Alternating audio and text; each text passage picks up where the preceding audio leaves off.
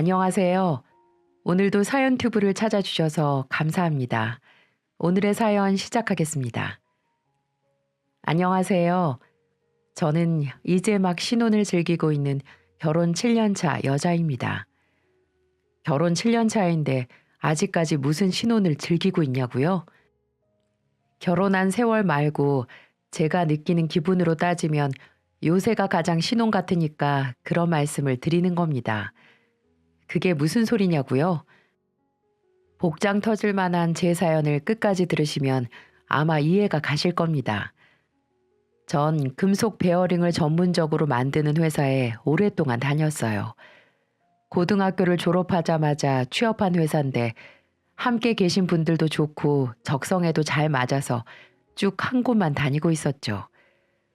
그 덕분에 넉넉하지 못한 집에 도움도 줄 수 있었고 제 미래를 위해 조금씩 돈도 모을 수 있었습니다. 그래서 제게 이 회사는 아주 고마운 곳입니다. 사실 그것뿐만 아니라 남편도 이 회사에서 만나게 됐으니까요. 남편은 제가 다니던 회사의 기술자였는데 얼굴만 아는 사이였다가 회식 자리에서 연인으로 발전해 버렸습니다. 이런 말이 어떨지 모르겠지만 결국 회사가 남편을 소개시켜 준 셈이고 술이 남편으로 만들어 준 거라고나 할까요? 아무튼 공식 사내 커플이 된 우리 두 사람은 이듬해 결혼을 하기로 약속을 했고요. 상견례도 무사히 잘 마쳤고 결혼 날짜도 길이를 택해 잘 정했습니다. 하지만 여느 커플이 겪는 일처럼 결혼 준비가 순조로웠던 것만은 아닙니다. 문제는 항상 원수 같은 돈이 문제였는데요. 사실 남편 쪽 집안도 우리 집안 못지않게 형편이 빡빡한 편이었어요. 2년 전 식당을 하다가 크게 말아먹은 예비 시아버지, 미용 쪽 유튜버를 하겠다고 메이크업 학원을 다니는 시누이, 공무원 준비만 6년째라는 도련님, 거기에다 갯돈을 2번이나 날리고 다단계로 몇천만 원을 떼인 예비 시어머니까지 정말 멀쩡한 사람이라고는 신랑밖에 없는 그 집안에서 장남을 결혼시킬 만한 여력은 눈을 씻고 봐도 없었죠. 그나마 다행이라면 신랑이 어느 정도 모아놓은 돈이 있다는 것이었는데요. 솔직히 그 돈으로는 전셋집을 구하기는커녕 아파트 월세 보증금 하기에도 턱없이 부족했어요. 그렇다고 저랑 결혼하려면 없는 돈이라도 구해오라고 할 수 있는 노릇도 아니지 않습니까? 예비 시아버지는 일당 받는 공사장에서 일하시고 대출금 이자 갚는 것도 허덕이고 있는데 말입니다. 다행히 친정아버지가 저 결혼한다고 1,000만 원을 보태십니다. 부족하지만 이걸로 혼수라도 하라고 말이죠. 저희 아버지가 그만한 돈을 모으기까지 얼마나 고달팠을지 짐작이 되었기에 금방 눈시울이 뜨거워지더군요. 다 키워놓은 생떼 같은 자식, 다른 남자랑 집 나가서 살겠다는 딸이 뭐가 예쁘다고 돈까지 내놓으실까요? 마음이 서글프고 애달파서 결혼을 물리고 싶을 정도였습니다. 또 잘 사는 모습을 보여드리는 것도 효도라는 생각이 들면서 힘든 환경 탓하지 말고 형편에 맞춰 살자는 생각도 들더군요. 그렇게 우리 두 사람은 일단 돈을 모을 때까진 작은 집에서 신혼생활을 시작하기로 했습니다. 월세는 나가지만 둘이 같이 직장을 다녔기 때문에 문제가 되지 않았고 집은 좁았지만 차츰 넓혀가는 재미로 살기로 했죠. 아니, 그렇게 생각하려고 노력을 했었어요. 돈이 없는데 아이처럼 투정만 부릴 수 없는 노릇이었으니까요. 그리고 결혼식을 한 주 앞둔 어느 날 예비 시부모님께 인사도 할 겸 시댁에 저녁을 먹으러 갔는데요. 예비 시어머니가 버선발로 나와서는 반갑게 맞아주시더라고요. 안녕하세요, 어머니. 아이고, 우리 수정이 왔니? 며칠 못 본 사이에 더 예뻐졌네. 결혼식이 얼마 안 남아서 그런가? 아니면 내 눈에 온통 수정이 너밖에 없어서 그런가? 아이, 어머니도 참. 요새 나한테는 우리 예쁜 며느리밖에 안 보인단다. 어서 밥 먹게 앉아. 시어머니는 참 살갑게 대해주셨습니다. 어떤 면에서는 친정엄마보다 더 잘해주셨으니까요. 그러고 보면 시댁 형편쯤이야 뭐가 중요할까 싶기도 했네요. 부족하고 없는 살림이라도 시부모님 사랑 받으면서 지내는 게 훨씬 낫잖아요. 수정아, 오늘 삼겹살 구워 먹기로 했는데 괜찮지? 네, 어머니, 저 고기 좋아해요. 그래, 너 온다고 특별히 흑돼지로 사왔다. 오늘은 오붓하게 식구들끼리 고기나 구워 먹자꾸나. 시부모님 두 분, 그리고 신랑과 저, 시누이와 도련님까지 6명이서 거실에 둘러앉아 고기를 구웠죠.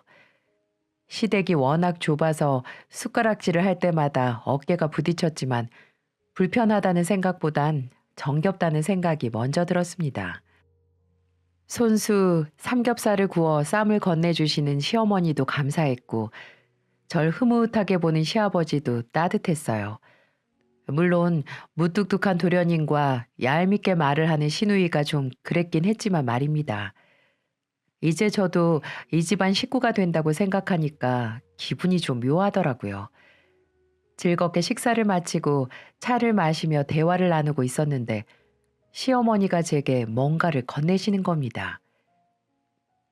수정아, 이거 받아라. 이게 뭐예요, 어머니? 사실 내가 너한테 미안한 게 많아. 새 신부 옷도 해주고 예물도 해줘야 하는데 너도 알다시피 우리 형편이 영 그렇잖니. 내가 그런 건 못 해주는 대신 이거라도 주고 싶어서. 내가 시집 올 때 친정엄마가 해주신 진주 목걸이야. 세월이 워낙 많이 지나서 볼품은 없지만 나한테는 귀한 거니까 기쁜 마음으로 받아주겠니? 어머, 정말요? 정말 이 귀한 걸 저한테 주시는 거예요? 그래, 우리 며느리가 받아준다면 정말 좋겠구나. 당연하죠, 어머니. 이렇게 귀한 걸 제가 왜 싫다고 하겠어요. 정말 감사하죠. 저 진짜 너무 좋아요, 어머니. 그래, 그렇게 생각해 주니까 고맙다. 나한테는 우리 엄마 추억도 있고, 나 시집 와서 고생했던 기억도 있는 소중한 물건이란다. 우리 수정이가 이 목걸이를 소중히 간직해 줬으면 좋겠어. 그거야 당연한 말씀이죠. 정말 대대손손 간직할게요. 정말 오래된 진주 목걸이였지만 전 명품 목걸이를 받는 것보다 기뻤습니다. 시어머니의 어머니, 어쩌면 또 그 어머니가 물려주셨을지도 모를 이 귀한 물건을 제가 잊는다는 게 참 기분이 묘하더군요. 이제 진짜 식구가 되는 것 같은 기분이었습니다. 결혼식 날은 어김없이 다가왔고 전 새하얀 드레스를 입고 많은 사람들의 축복 속에서 결혼식을 올릴 수가 있었습니다. 친정 부모님의 눈물도 보았고 신랑의 한박 웃음도 보았고요. 친구들의 환호성과 축하를 받으며 전 평생의 반려자와 함께 긴 인생을 걷게 되었습니다. 그런데요, 결혼식은 아무 문제 없이 잘 끝났지만 딱 한 가지 제 마음에 걸리는 게 있었습니다. 별거 아닌 일이었는데 제가 패백을 마치고 탈의실에서 옷을 갈아입는데 도련님과 아가씨의 대화 소리를 듣게 된 것이었죠. 두 사람은 가까이에 제가 있다는 것도 모르고 푸념을 늘어놓더라고요. 아, 결혼식 정말 피곤하다. 결혼식이 왜 이렇게 오래 걸리는 거야? 누나도 참 결혼식 내내 식당에 앉아 있었으면서 불평이 왜 그렇게 많아? 그래서 더 고역인 거야. 할 일 없이 시간 때우는 게 얼마나 힘든데. 근데 넌 오빠 결혼식에 얼마 넣었니? 얼마? 내가 형 결혼식에 돈까지 내야 하는 거야? 뭐? 그럼 형제가 안 내면 누가 내니? 아, 그래? 그건 내가 몰랐네. 난 그냥 우리 집 혼사니까 안 내도 되는 줄 알았지. 그러는 누난 얼마 냈는데? 나도 안 냈어. 요새 누나가 화장품 사느라 돈이 좀 나갔거든. 그래서 그냥 조용히 입 닦았지. 아, 뭐야. 그러면서 나한테 그런 소리가 나와? 야, 너랑 나랑 똑같니? 하긴 뭐 백수 남동생, 여동생 돈 오빠 잘못이지 뭐. 뭐 어때? 어차피 오빠는 새언니랑 나가 살 건데 잘 살길 빌어주는 게 최고 아니겠어? 오랜만에 옳은 소리 하네. 도련님과 아가씨의 철없는 대화에 실소가 터지는 겁니다. 아무리 철부지들이라지만 다 큰 성인이 할 말은 아니지 싶더라고요. 형, 오빠가 결혼을 하는데 돈이 없으면 미리 아르바이트라도 해서 작은 선물이라도 준비하는 게 인지상정이죠. 저런 말을 아무렇지도 않게 한다는 게 말이나 됩니까?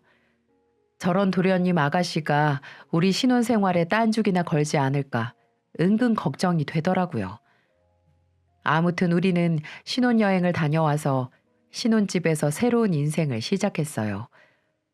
작은 신혼집이었지만 우리 두 사람만 오롯이 산다는 게 너무 좋았어요. 사랑하는 사람과 함께 산다는 기쁨이 얼마나 큰 건지 확실히 알 수 있었습니다. 그렇게 우리 두 사람은 함께 출근하고 함께 퇴근하면서 신혼생활을 즐기고 있었어요. 그런데 시어머니에게서 전화가 걸려오는 겁니다. 수정이니? 네, 어머니, 저예요. 그래, 요새 어떻게 지내고 있어? 얼굴 한번 보고 싶은데 언제 한번 들러라. 너 좋아하는 잡채 해놓을게. 그래요? 그럼 이번 주말에 오빠랑 함께 갈까요? 아니, 종혁이는 내버려 두고 우리 둘만 만나자. 내가 기니 할 말도 있고 해서. 아, 그래요. 네, 알겠습니다. 시어머니가 할 말이 있다며 남편을 두고 보자는 겁니다. 무슨 일인지 무척 궁금해서 남편에게 넌지시 물어보았죠. 오빠, 어머니가 나한테 할 말 있다고 오빠 빼고 둘만 보자시는데 뭐 아는 거 있어? 그래? 글쎄, 난 들은 얘기 없는데 뭐 때문에 그러시지? 그러게, 무슨 말씀을 하시려는 걸까? 전 궁금증을 참고 어머니를 만나 뵀어요. 그런데 어머님이 정말 뜻밖의 말씀을 하시는 겁니다. 사실 나도 이런 말 하기가 좀 어려운데 그래도 말할 사람이 너밖에 없어서 염치불구하고 말할게. 왜요? 무슨 일 있으세요, 어머니? 다른 게 아니고 너도 알다시피 종석이가 벌써 몇 년째 공무원 준비를 하고 있잖니. 도련님이요? 네, 도련님이 공무원 준비하는 거야 저도 잘 알고 있죠. 그런데요? 이놈의 자식이 벌써 몇 년째 학원비만 받아가고 좋은 소식이 없으니까 나도 애 같아 죽겠어. 그런데 네 시아버지가 식당 할 때야 그럭저럭 학원비를 대줄 수 있었지만 지금은 그마저도 부담스러워서 시아버지가 공사판에서 일당 받아와서 겨우겨우 풀칠하고 사는데 그놈의 학원비까지는 도저히 힘들단 말이다. 그렇다고 공무원 때려치우고 돈이나 벌라고도 할 수도 없고. 그래서 말인데 너희가 종석이 학원비를 좀 도와주면 안 될까? 네? 제가 도련님 학원비를요? 그래, 미안한 소리다만 그렇다고 걔가 평생 학원만 다니겠니? 그래도 몇 년씩 공부해 온 게 있는데 올해나 내년에는 좋은 결과가 나오지 않겠어? 그러니 그때까지만 너희들이 좀 도와줘라. 이 엄마는 도저히 힘에 부쳐서 못하겠다. 네 결혼 전에는 네 남편이 학원비도 도와주고 생활비라도 주곤 했는데 글쎄 이놈의 자식이 이제는 너한테 허락 맡아야 된다는구나. 그래서 널 불렀다. 가족 좋다는 게 뭐니? 서로 돕고 사는 게 가족이지? 네? 정말 예상 밖의 말씀이었습니다. 공무원 준비를 하는 도련님 학원비를 부담하라는 말, 솔직히 어처구니가 없었어요. 시어머니가 이런 말씀을 하기 전에 도련님이 먼저 결단을 내렸어야 하는 게 아닐까요? 부모님이 학원비 되는 걸 이렇게 힘들어 하시는데 그럼 일을 하면서 학원비를 벌든가 그게 아니면 시험을 포기하든가 둘 중 하나는 했어야죠. 솔직히 도련님 학원비가 얼마인지 모르겠지만 액수가 중요한 게 아니라 명목이 중요한 거 아니겠어요? 차라리 시부모님 용돈을 달라면 시원하게 드리겠습니다. 하지만 도련님의 학원비를 내놓으란 말은 여간 찜찜한 게 아니었어요. 그래도 대놓고 싫은 내색은 할 수가 없어서 일단은 알았다고 말씀드리고 집으로 돌아왔죠. 남편에게 이 사실을 얘기하니까 남편은 고개를 끄덕이더군요. 종석이 때문에 엄마가 속을 좀 끓이긴 했지. 걔가 학원을 다닌 지가 벌써 5, 6년은 된 것 같은데. 아니, 그게 중요한 게 아니라 우리가 도련님 학원비까지 내는 게 맞냐는 거지. 도련님 지금 나이가 몇인데 내가 도련님 뒤치다거리까지 해야 하냐고. 당신이 중간에서 알아서 해결했어야지. 나한테 허락 맡으라고 어머님한테 말씀드렸다면서. 왜 이렇게 생각이 짧아.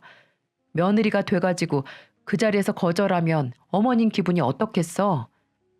에이, 뭘 그렇게까지 생각해. 그리고 결혼 전이야 엄마 아들이었지만 지금은 당신 남편인데 당신한테 당연히 허락 맡아야지. 그리고 학원비 생각보다 비싸지 않아. 몇 달 내주고 더 이상 안 된다고 할까? 오빠, 지금 돈이 많고 적고를 얘기하는 게 아니잖아. 오빠 말대로 내줄만 하면 도련님이 직접 벌어서 학원 등록하면 되겠네. 안 그래? 그렇긴 한데 이놈의 자식이 워낙 몸쓰는 일을 싫어하더라고. 알바도 못하겠다 그러고. 그러니까 문제라는 거지. 이 세상에서 자기가 하고 싶은 일 하면서 사는 사람이 몇 명이나 되겠어? 암튼 이번엔 어머님이 말씀하신 것도 있고 해서 몇 달 도와주긴 할 건데 당신이 도련님한테 확실히 말해두는 게 좋겠어. 무슨 말인지 알겠지? 딱 3개월이야. 더 이상은 안 돼. 그래 알았어. 내가 언제 종석이 만나서 딱 부러지게 얘기해둘게. 그래, 그럼 약속한 거다. 그렇게 남편에게 신신당부를 하고 제가 직접 도련님을 만나서 3개월치 학원을 끊어드렸습니다. 하지만 철딱선이 없는 도련님은 당연하다는 태도로 일관을 하는 거예요. 고마워요, 형수. 네. 그런데 기왕이면 6개월로 끊어버리는 게 훨씬 더 이익이었을 텐데 할인이 그만큼 크거든요. 아, 그래요? 괜히 돈 아끼려다가 손해라니까요. 이럴 땐 과감하게 지를 줄도 알아야 해요. 네? 뭐라고요? 생각 없이 나불대는 그 주둥아리를 더도 덜도 말고 딱 한 대만 치고 싶다는 충동이 일어나더군요. 무슨 지형이 돈 쌓아놓고 사는 재벌인지 아는 건지 아니면 고마움이라는 걸 전혀 모르고 사는 사람인지 어처구니가 없었습니다. 소갈머리 없는 시동생 결혼식 때 알아봤어야 했는데 전 치밀어 오르는 화를 참으며 도련님에게 현실 파악하라고 말을 했습니다. 도련님, 이 돈도 땅 파서 나오는 거 아니거든요. 도련님 학원 끊어준 돈 우리 두 사람이 일찍 출근하고 늦게 퇴근해서 번 돈이에요. 그러니까요. 한눈 팔지 말고 열심히 공부하셔서 꼭 보답하세요. 네? 네? 아니 형수님, 지금 학원 몇 개를 끊어줬다고 생색내시는 거예요? 이거 형이랑 얘기 다 된 거 아니었어요? 그렇게 말씀하시니까 기분이 좀 그러네요. 꼴에 자존심은 있는지 제가 그 말 한마디 했다고 도끼 눈으로 노려보지 뭡니까? 그러니까 저도 인내심의 한계가 느껴지는 겁니다. 시어머니 얼굴 봐서 참고 있었더니 호구로 보이는 모양이에요. 도련님, 인생 그렇게 호락호락하지 않아요. 솔직히 이 돈 크다면 크고 적다면 적은 돈이지만 도련님이 마음만 먹는다면 얼마든지 벌 수 있는 돈이잖아요. 제 말이 그렇게 기분 나쁘시면 이제 도련님 손으로 직접 돈 벌어서 등록하세요. 그리고 저희 지금 월세 살면서 학원비 내주고 있는 거 모르세요? 제발 정신 좀 차리세요. 앞으로 한 번만 더 어린애처럼 투정 부리거나 철없이 행동하시면 저 도련님 안 볼 거예요. 아시겠어요? 알았어요, 알았어. 또 저러신다. 농담한 걸 가지고. 걱정 마세요. 제가 공무원만 합격하면 우리 형수님 명품백 근사한 걸로 하나 사드릴게요. 사람은 은혜를 입었으면 갚는 게 인지상정 아니겠어요? 웃지 좀 마시고 저 지켜볼 거예요. 그렇게 쏘아붙이고 쌩하게 돌아왔네요. 집으로 돌아오는데도 분이 풀리지가 않았습니다. 돈을 쓰면서 이런 대우까지 받아야 하는 게 정말 짜증나더라고요. 그런데 더럽고 찝찝한 기분으로 집에 돌아오자마자 시어머니한테서 전화가 오는 겁니다. 불길한 예감이 딱 드는 겁니다. 예, 수정아. 너 학원 끊어주면서 종석이한테 뭐라고 그랬다며? 어쩜 그깟 학원비 몇 푼 대주면서 애기를 죽이니? 종석이도 엄연히 시댁 사람인데 그렇게 함부로 굴어도 되는 거니? 아니요, 어머니 그게 아니라요. 됐다. 이럴 거면 처음부터 싫다고 하지. 왜 된다고 해서는 이 사다를 만드니? 넌 시댁에 쓰는 돈이 그렇게 아까워? 어머니, 제 말 좀 들어보세요. 전 생색을 내려던 게 아니라 시끄럽다. 아무튼 너한테 실망이 아주 크구나. 내가 널 그렇게 아끼고 예뻐했는데 사람 뒤통수를 이런 식으로 치니? 됐다. 이만 끊자. 시어머니는 제게 변명할 기회조차 주지 않고 전화를 끊어버리시는 겁니다. 이건 뭐 덤터기란 덤터기는 제가 다 뒤집어 쓴 꼴이 됐습니다. 갑자기 돌변하시는 어머님. 역시 팔은 안으로 굽는다는 말이 틀린 말이 아니었어요. 그렇게 밤새 열이 목구멍으로 올라오는데 가슴을 치며 겨우 화를 삼켰네요. 남편에게 이 모든 일을 말했지만 남편은 태평하기 그지없었습니다. 신경 쓰지 마. 내가 엄마한테 잘 말할게. 당신이 종석이한테 그런 뜻으로 말한 게 아니라고 잘 설명드릴 테니까 화 풀리실 때까지 내버려둬. 아니 오빠 정말 심각하다니까. 나 어머니가 저렇게까지 화내시는 거 처음 봤어. 그런데 솔직히 나 욕먹을 짓 한 거 아니라고 생각하거든. 고마움도 모르고 삐죽대는 도련님한테 그 정도도 말 못해? 오빠도 그렇게 생각하지? 그럼 당신이 충분히 그렇게 말할 수 있지. 종석이 그놈이 고생을 모르고 자라서 저래. 지도 돈 벌어보고 돈 때문에 눈물도 흘려봐야 정신 차리지. 아휴 진짜 나 속상해 죽겠어. 오빠가 어떻게 좀 해봐. 그래 내가 다 알아서 할 테니까 신경 쓰지 말고 가만히 기다리고 있어. 어? 성격이 순하디 순한 남편이야 늘 제 편이죠. 정작 시어머니한테 어떻게 말할지는 모르겠지만 우선 속상한 제 마음을 달래주려고 애를 쓰는 모습이 제 눈에도 보이는 겁니다. 하지만 그래도 남편은 장남 아니겠어요?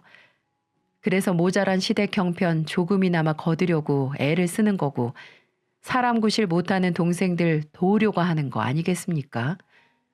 어떻게 보면 저와 시댁 식구들 사이에 끼어있는 남편은 여기저기 눈치를 보느라 정신이 없을지도 모르겠네요. 하지만 이럴수록 남편이 중심을 잘 잡아줘야 합니다. 우리 목구멍도 포도청인데 시댁 식구들까지 먹여 살릴 수는 없는 거니까요. 능력이 있다면 100번 돕는 게 맞겠지만 되지도 않는 능력으로 허세를 부리는 건 진짜 아니라고 생각합니다. 그런데 남편의 마음은 꼭 그런 것만은 아닌가 봅니다. 한 번은 이런 일도 있었는데요. 시아버지의 환갑이 다가오는데 남편이 제게 넌지시 이러는 거예요. 이번에 아버지 환갑잔치를 해야 할 텐데 몇 명 정도 예약을 해야 하지? 어? 환갑잔치? 아버님 환갑잔치 해드릴 생각이야? 그럼 환갑인데 당연히 잔치를 해야지. 그러니까 가족들끼리 식사하고 용돈이랑 선물 드리는 게 아니라 잔치를 하겠다고? 그런데 오빠, 누가 요새 환갑잔치를 해? 에이, 그건 아니지. 아버지 무병장수 기원해 드리려면 친인척들 부르고 행사 도우미 부르고 크고 성대하게 잔치를 해야지. 뭐? 칠순도 아닌데 그렇게 요란하게 잔치를 연다고? 그럼 사람들이 욕한다니까. 그냥 맛있는 거 사드리고 용돈 드리면 되지. 수정아, 너 시아버지 환갑인데 그렇게 그냥 넘어간다고? 그 말은 좀 서운한데? 아니, 오빠, 그게 아니고. 그때도 그런 남편을 설득하느라 한참 진땀을 뺐습니다. 장남 마음이야 왜 모르겠어요. 전 부모님을 소홀히 대하자는 게 아니라 분수에 맞게 살자는 겁니다. 요새 환갑잔치를 하는 사람도 드물 뿐더러 그 비용이면 차라리 금이나 현금으로 드리는 게 맞죠. 안 그렇습니까? 아무튼 시동생 학원비 사건 때문에 전 시어머니에게 딱 찍혀 있는 상태였어요. 그렇게 한 두어 달쯤 흘렀을까요? 시어머니의 화가 어느 정도 풀렸겠거니 생각을 하고 여수에서 특별히 주문한 갓김치를 싸들고 남편과 함께 시댁에 찾아갔죠. 시어머니가 갓김치라면 정말 좋아하시거든요. 하지만 시댁에 발을 디디는 순간까지 분위기가 정말 냉랭하더라고요. 전 애써 얼굴에 웃음을 지으면서 없는 아양을 떨었습니다. 어머니, 이거 제가 여수에서 시킨 갓김치인데요. 한번 드셔보세요. 어머니 드리려고 정말 잘하는지 골라서 주문한 거예요. 갓김치? 예, 나이 들수록 김치처럼 염분 많은 음식 줄여야 하는 거 몰라? 넌 네 시애미가 빨리 죽으라고 이딴 거 주는 거니 뭐니? 네? 아니 어머니, 그게 아니고요. 그리고 김치를 주려거든 네가 직접 담가서 줄 생각은 안 하고 사다 주는 게 어딨어? 넌 정성이라는 것도 모르니? 시어머니가 화가 단단히 난 모양입니다.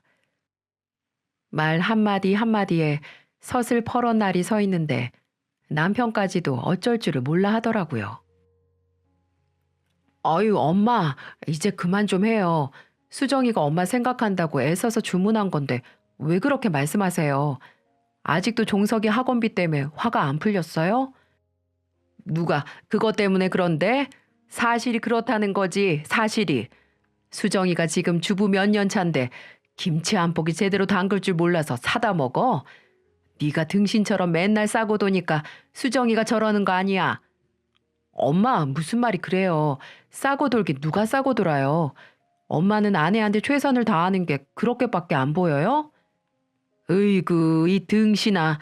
이러니까 내가 복장이 터지지 안 터지고 배겨? 으이구. 가슴을 쾅쾅 치며 울분을 토해내는 시어머니를 보는데 정말 이건 아니다 싶었습니다. 이러다간 저 때문에 모자 사이까지 갈라지게 생겼어요. 아직도 도련님 학원비 때문에 분이 안 풀리신 것 같은데 갓김치 정도로 화해를 하려던 제가 어리석었던 거였죠. 어머니, 죄송해요. 저희 그만 돌아갈게요. 그냥 쉬세요. 그렇게 화가 난 남편을 이끌고 나가려는데 시어머니가 버럭 소리를 지르는 겁니다. 예, 넌 사람 속을 뒤집어 놓고 이렇게 나가버리면 그만이니? 너는 어쩜 그렇게 제멋대로야. 갈 거면 이 김치나 가져가라. 시어머니가 그렇게 화를 내며 제가 가져온 김치통을 패대기 쳐버리는 겁니다. 애써 준비한 갓김치가 사방으로 터져 나와서 묵사발이 되는데 그 참담한 광경은 아마 보지 못하신 분들은 잘 모르실 거예요. 제 속이 속이었겠습니까? 무턱대고 화만 내는 시어머니가 야속하기도 하고 제가 알던 그분이 맞나 싶더라고요. 그래서 저도 분한 마음에 시어머니에게 쏘아붙였죠. 어머니, 정말 너무하시는 거 아니세요? 제가 무슨 잘못을 그렇게 했다고 이러세요. 저 도련님 학원비 대준 죄밖에 없거든요. 그런데도 제가 이런 수모를 당해야 돼요? 수모? 너 지금 수모라고 했니? 그래, 말 한번 잘했다. 돈 없다는 죄로 며느리한테 내가 당한 수모는 어쩔 거냐? 너 네 시어머니가 능력 없다고 무시하고 시동생 시누이 하찮게 보는 거 누가 모를 줄 알았니? 제가 언제 그랬어요? 어머니는 왜 없는 말을 지어내고 그러세요? 네가 아무리 아닌 척을 해도 척 보면 다 안다. 어머니. 억지를 쓰는 시어머니에게 저도 지지 않고 대들었습니다. 너무 억울하고 분해서 참지 못하겠더라고요. 제가 막 들이대니까 당연히 시어머니도 눈이 허옇게 뒤집어졌죠. 저와 시어머니가 붙는 바람에 시댁은 그야말로 난리가 났고요. 남편은 절 말리고 시아버지는 시어머니를 뜯어 말린 후에야 겨우 끝이 날 수 있었습니다. 겨우 진정을 하고 집으로 돌아왔는데 이제 시댁이랑은 인연 끊고 살 수밖에 없다는 생각이 들더군요. 벌써 저렇게 감정이 상한 시어머니랑 화해하는 건 불가능할 것 같았고요. 저도 더 이상 시댁이랑 얽히고 싶지도 않았습니다. 생각 끝에 남편에게 진지하게 말했죠. 오빠, 일이 이렇게 돼서 정말 미안한데, 나 이젠 어머님 못 볼 것 같아. 내가 왜 이런 대우를 받아야 하는지도 모르겠고, 어머님이 왜 저렇게 화를 내시는지도 이해할 수가 없어. 난 그냥 어머니 안 보고 살아야 할 것 같아. 그러니까 오빠도 그렇게 이해해줘. 그래, 수정아, 이해해. 마음 풀릴 때까진 너 하고 싶은 대로 해. 나도 엄마가 왜 저러시는지 이해가 되질 않는다. 아무튼 내가 미안하다. 내가 중간에서 잘했어야 오해가 생기지 않았을 텐데 말이야. 오히려 제게 사과를 하는 남편을 보니까 마음이 좀 누그러지긴 했지만 이미 시어머니와 저의 관계는 틀어질 대로 틀어진 셈이었죠. 그래도 하는 수 없습니다. 이제 남편과 전 우리 인생을 살아야 하고 시댁은 시댁 인생대로 살면 그뿐이니까요. 그렇게 큰 사달이 있고 난 후 저희에게 정말 기쁜 소식이 전해졌습니다. 아파트 청약을 넣었는데 그곳에 당첨됐다는 연락이 온 게 아니겠어요? 그 소식에 남편을 얼싸안고 얼마나 뛰었는지 모르겠습니다. 시어머니와의 전쟁 같던 싸움은 머릿속에서 싹 지워질 정도로 기쁘더라고요. 작은 집에서 살다가 그런 번듯한 아파트에 살 수 있다는데 좋지 않을 이유가 있겠어요? 마치 꿈이라도 꾸는 것 같았죠. 하지만 문제는 분양을 받을 자금이 부족하다는 것이었습니다. 솔직히 청약에 당첨될 생각은 하지도 못하고 혹시나 하는 마음으로 지원을 한 거였거든요. 당연히 분양대금을 치를 자금은 준비가 안 된 상태였죠. 아파트 담보대출이 있긴 했지만 그것만으로는 충분하지 않았고 모아놓은 돈으로는 모자란 금액을 채우기에 턱도 없었습니다. 자금 준비가 안 되면 어렵게 당첨된 아파트가 날아가 버리는 거죠. 전 어떻게 해서든 분양대금을 치르고 아파트에 입주하고 싶었습니다. 하지만 그만한 돈을 구한다는 게 쉬운 일은 아니었어요.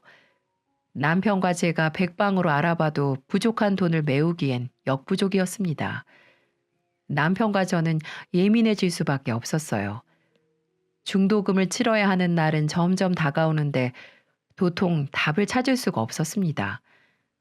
그렇게 머리를 싸매고 있는 와중에 집으로 누군가가 찾아왔더라고요.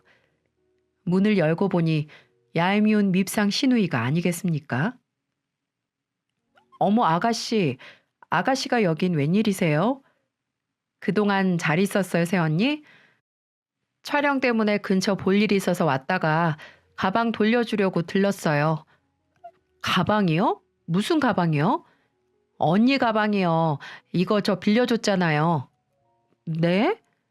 아, 언니는 몰랐구나. 그럼 오빠가 언니한테 얘기도 안 하고 그냥 빌려줬나 보네? 아가씨가 내민 가방은 분명 제 가방이 맞았습니다. 딱 하나밖에 없는 제 유일한 명품 핸드백이 시누이 손에 들려있는 겁니다. 아가씨가 오빠한테 제 가방을 빌려달라고 한 거예요? 네, 제가 촬영하느라고 좀 필요해서요. 예전에 언니가 들고 있던 게 생각나서 부탁을 좀 했죠. 하지만 전 당연히 오빠가 언니한테 허락받고 빌려주는 건 줄 알았죠. 참, 이제 하다 별짓을 다 합니다. 남편은 제 가방을 휙휙 꺼내서 지 동생한테 빌려준 거예요. 저는 남편에게 불같이 따져 물었죠. 오빠, 내 허락도 없이 아가씨한테 이 가방을 빌려줬어? 정말 왜 그래 진짜? 가방? 아, 그거 당신 사우나 갔을 때 내가 빌려줬는데. 왜 빌려주면 안 되는 거야? 가방 다른 것도 아닌데 뭐 어때서 그래? 뭐? 그걸 몰라서 물어? 당연히 남의 것을 빌려줄 땐 주인한테 허락을 맡아야 하는 거 아니야? 오빠가 아가씨한테 가방 빌려준다고 나한테 한마디라도 했냐고. 에이, 그깟 가방 한번 빌려주는데 식구끼리 무슨 허락은. 식구 아니야. 식구 아니라고. 나한테는 식구 아니라고. 전 그렇게 남편에게 가방을 집어던지며 화를 내고 말았네요. 별일 아니라고 할 수도 있겠지만 남편은 온통 시댁 식구들만 우선인 것 같아서 서운한 마음도 들었고요. 그래서 그동안 쌓였던 감정이 폭발한 것 같았습니다.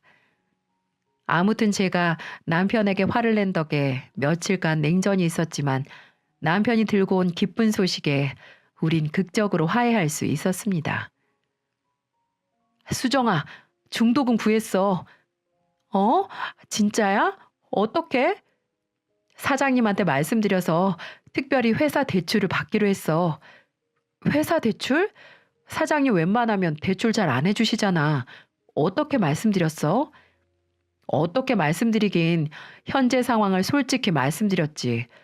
그리고 회사 사정에 따라 대출해 주는데 요즘 회사 상황이 나쁘지 않으니까 해주시려나 봐. 정말 잘 됐다. 진짜 잘 됐어. 이제야 숨통이 트일 것 같아. 묵은 채증이 다 내려간 기분이야. 정말 눈물이 날 정도로 좋더라고요. 이제는 중도금을 무사히 치를 수 있었고 꿈에 그리던 아파트를 살 수 있게 됐으니까요. 역시 사람 죽으라는 법은 없는가 봅니다. 최선을 다하고 간절히 바라면 정말 이루어지긴 이루어지나 봐요. 저희는 그렇게 중도금을 잘 치렀고 후에 대출을 받아 잔금까지 완납할 수 있었어요. 이제 아파트가 완공되면 멋진 새 집에 입주만 하면 되는 겁니다. 그렇게 저희는 하루하루 손꼽아 입주 날짜만 기다리고 있던 날이었어요. 갑자기 초인종이 울리며 누군가 집으로 찾아왔더라고요. 주말이라서 올 사람이 없었는데 말이죠. 고개를 갸웃대던 남편이 문을 열었는데 뜻밖의 시어머니가 서 계신 게 아니겠어요? 시어머니와 크게 싸운 지 서너 달쯤 지났을 때였어요. 저는 너무 놀라서 말까지 더듬었죠. 아니, 어머니가 여기까지 어쩐 일이세요? 이런 야박한 것들, 시애미 속을 그렇게 긁어놓고 나갔으면 죄송하다고 한마디 할 줄도 알아야지. 시애미랑 인연 끊고 살려고 그랬니? 네가 우리 아들이랑 부모의 연 끊게 하려고 아주 작정을 했구나. 네? 네가 하도 고집을 피우니까 내가 큰맘 먹고 이렇게 왔다. 자, 이거 바꿔라. 이게 뭐예요? 갓김치야. 내가 직접 담은 김치야. 지난번 너한테 김치 집어던진 게 자꾸 생각나서 내가 담가봤다. 어머니. 전 어머니가 이렇게까지 마음을 열고 화해를 청하실 줄은 꿈에도 몰랐습니다. 정말 당시엔 절 잡아먹을 듯이 구셨거든요. 하지만 직접 찾아오신 것도 모자라 김치까지 손수 만들어서 오시니까 괜스레 민망해지더라고요. 저도 죄송했어요. 전 도련님을 무시하려던 말이 아니었는데 아무튼 제가 어머니한테 너무 대들었죠. 죄송해요. 그래, 서로 이해했으면 됐다. 그게 가족이고 식구 아니겠니? 이제부터는 우리 서로 의지하면서 잘 살아보자꾸나. 네, 알겠습니다.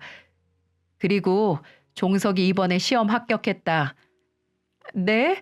정말요? 정말 도련님이 공무원 시험에 합격했어요? 그래, 우리 집안에 경사 났다, 경사 났어. 와, 정말 잘 됐네요. 축하드려요, 어머니. 그래, 고맙다. 그런데 축하할 일이 또 하나 있어. 그래요? 뭔데요? 종석이가 결혼을 한다고 지난주에 집에 여자를 데리고 왔다. 같은 학원에서 사귄 여자라는데 애가 참하고 괜찮더라. 종석이도 뭐 나이도 찼고 이제 공무원 시험에도 합격했으니까 웬만하면 결혼시키려고 해. 아, 정말 잘 됐네요. 도련님한테 좋은 일이 한꺼번에 찾아오네요. 그래서 말인데 그래도 종석이 출가시키려면 작은 집 한 채는 있어야 하지 않겠니? 중심가는 너무 비싸서 엄두도 못 내고 외곽 쪽에 적당한 아파트 한 채 마련해 주려는데 너도 알다시피 우리가 그만한 능력이 돼야지 말이지. 그래서 말인데 너희가 좀 도와줘야겠다. 들어보니까 그쪽 집안에서 아파트를 요구했나 보더라고. 어쩌겠냐. 가족들이 힘을 모아서 도와야지. 어머니, 저희가 도련님 아파트 해줄 돈이 어딨다고 그러세요? 종혁이한테 들었어. 너 이번에 아파트 청약 당첨돼서 곧 입주한다며? 그 아파트 담보로 2억 대출 받으면 어떻겠니? 그 정도면 어떻게든 맞춰볼 수 있을 것 같은데. 물론 대출 이자는 매달 줄 테니까 걱정하지 말고. 표정 하나 안 바뀌고 그런 말을 하는 시어머니 얼굴을 보고 있자니까 기가 차서 웃음도 안 나오더군요. 결국은 또 돈 문제 때문에 기꺼이 절 찾아오신 거였어요. 아직 입주도 하지 않은 아파트를 담보로 대출을 받으라는 말이 어쩜 저렇게 쉽게 나오는 걸까요? 전 그런 시어머니랑 대화를 길게 나누고 싶지 않았습니다. 그리고 확신을 했죠. 남편과 이혼을 하는 한이 있더라도 더 이상 시댁 쪽에는 눈길도 주지 않는 게 속 편할 거라는 것을요. 전 최대한 침착하게 어머님께 말했습니다. 어머니, 이제 어머니 말씀은 더 이상 듣고 싶지 않네요. 어머니 아들, 그냥 어머니가 챙기세요. 2억 해주고 싶으면 어머니 집 팔아서 해주던가요. 뭐라고? 너 또 그렇게 싹퉁머리 없이 말할 거니? 네, 원래 저 이렇게 생겨먹은 년이니까 다신 제 앞에 나타나지 말아주세요. 그리고 혹시 장남도 챙기고 싶으시면 데리고 가셔도 됩니다. 뭐라고? 잘난 아들 데리고 가고 싶으시면 데리고 가시라고요. 청약도 제가 넣었고요. 제 명의로 담보대출 받았거든요. 그러니 정 그렇게 도련님 문제로 성내실 거면 시댁 식구들 전부 보기 싫으니까 데리고 가시라고요. 정말 이젠 지긋지긋하네요. 인연이 뭐? 제가 그렇게 질러버리니 시어머니가 뒷목을 잡고 개거품을 물더군요. 하지만 전 그 쇼 같은 모습에 더 이상 동요하지 않기로 다짐했어요. 이제 다시는 시어머니 얼굴을 보지 않을 거라고 제 스스로 다짐을 했거든요. 여러분, 이게 상식적으로 말이 되는 소린가요? 우리 결혼할 때는 단 한 푼도 도와주지 않고 도와주는 척도 안 하던 사람이 공무원 아들 둔 게 뭐 자랑이라고 2억을 내놓으라고 협박을 하다뇨. 말이라는 것이 통해야 하는 거잖아요. 그리고 시댁 일이라면 발벗고 나서는 남편도 정말 꼴보기가 싫었습니다. 시어머니가 턱도 없는 말을 하고 다녀가신 후 저는 남편에게 단단히 말해뒀어요. 도련님이나 아가씨에게 돈 10원 한 장이라도 보태준다면 곧바로 이혼할 거라고 엄포를 놓았죠. 그리고 저한테 시댁의 시자도 꺼내지 말라고 일러두었습니다. 그게 싫으면 이혼해도 된다고 했고요. 다행히 남편은 제 뜻을 순순히 따르기로 약속했습니다. 정말 이혼 서류 내밀고 내 인감 도장 찍고 남편한테 내밀었거든요. 당신 잘 봐. 앞으로 한 번만 더 내 허락 없이 시댁 도와주거나 말도 안 되는 걸로 시댁 편에 서면 당신 앞으로 남편으로 인정할 수 없어. 그러니 선택해. 나야 시댁이야? 그러자 남편은 제 눈빛을 보고 현실을 직시했는지 저를 선택하더군요. 다시는 시댁에 호구 노릇 안 한다고 말이죠. 그래서 지금은 모든 경제권을 제게 맡기고 한 달에 30만 원씩 생활비를 받아가며 생활하고 있습니다. 남편 명의의 신용카드도 전부 없앴고 제 카드로 필요한 건 쓰고 있어요. 그래서 지금은 남편이 어디서 카드를 긁으면 제 휴대폰으로 띵동 하고 문자가 날라온답니다. 그 덕분에 남편은 절대로 허튼지 못하고 쥐 죽은 듯이 살아가고 있네요. 시댁은 결국 제게 꼬리를 내렸습니다. 정말로 그 이후 명절이라든지 집안 행사에 참석하지 않았거든요. 물론 남편은 혼자 조용히 다녀옵니다. 장남인데 어쩌겠어요? 시모는 제게 문자라든지 전화가 와서는 이런 관계가 싫다며 화해를 요구했지만 저는 과감하게 거절했어요. 며느리인 내가 싫다며 그렇게 욕설을 하며 거친 행동을 했던 사람이 꼬리를 내리니까 웃기긴 했지만 나중에 달라질 거라는 보장이 없다는 생각이 들어 그냥 무시해버렸습니다. 그리고 나중에 안 사실인데 결혼 전에 제게 준 진주 목걸이 있죠? 알고 보니까 그것도 시장에서 파는 목걸이를 친정엄마가 준 걸로 속이고 절 준 거였더라고요. 어쩐지 이상했습니다. 누가 봐도 싸구려처럼 보였거든요. 이런 작은 것 하나까지 속인 사람한테 왜 제가 어른으로 대접해 드려야 하고 며느리 역할을 해야 되는지 의문이 들더라고요. 그래서 모든 연락들을 다 차단해 버리고 있습니다. 이미 버스는 떠났다면서 말이죠. 나중에 정말 시모에게 무슨 일이 생기면 그때는 가볼 생각입니다. 지금은 저희에게 또 하나 좋은 소식이 생겼어요. 그렇게 노력해도 되지 않던 임신이 마음이 편해지니까 바로 생기더라고요. 정말 신기하지 않으세요? 그래서 지금은 출산 준비에만 전념하고 있습니다. 누구 하나 스트레스 받게 해주는 사람이 없으니 얼마나 행복하고 인생이 즐거운지 모른답니다. 그래서 더욱 열심히 살려고요. 남편, 저, 우리 아이, 이 세 식구 잘 살 수 있도록 응원해 주시면 감사하겠습니다.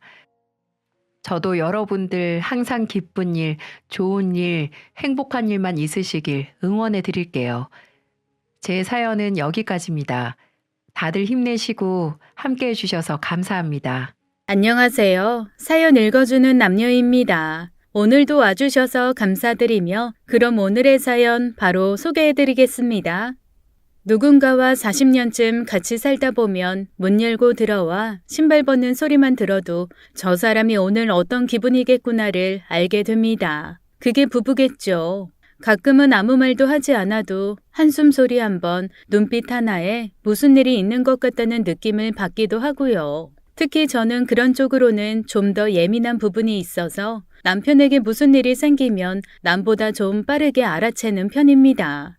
제 남편은 중소기업의 작은 공장에서 생산관리직으로 일을 하다가 몇 년 전에 퇴직을 하고 지금은 옆 동네 아파트에 경비 일을 하고 있습니다. 경비 일이라는 게 알려진 것처럼 일 자체가 고된 편은 아닙니다. 특히 남편의 경우 다른 곳처럼 근무 시간이 긴 것도 아니고 저녁 근무자는 따로 있어서 회사 다니는 것처럼 아침 7시부터 저녁 5시까지 근무하면 되거든요.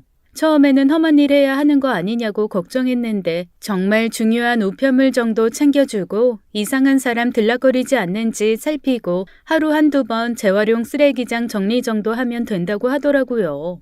평생을 일한 사람이라 저랑 딸이 좀 쉬라고 그렇게 말렸는데도 새벽같이 일어나 일하던 사람이 쉬면 아프기나 하다며 굳이 아파트 경비 일을 구해서 나간 거고요.